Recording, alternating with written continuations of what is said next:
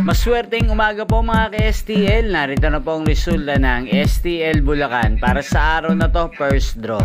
February 13, 2025, araw ng Huwebes. Naway mga natayaan nyo pong mga numero kanina ay manalo nawa ngayong umagang ito, 11 AM. Kaya kunin nyo na po ang inyong mga tickets.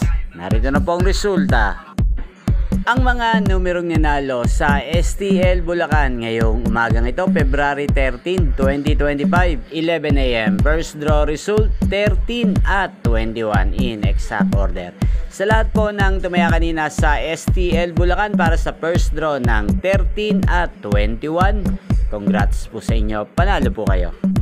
At ngayong umagang ito sa STL Bulacan, natin pong i-shoutout si Ate Telma ng Bulacan. Shoutout po sa iyo, Ate Telma. Sana po ay manalo rin ang mga numerong tinataya mo sa STL Bulacan at sana'y nasa mabuti ka pong kalagayan.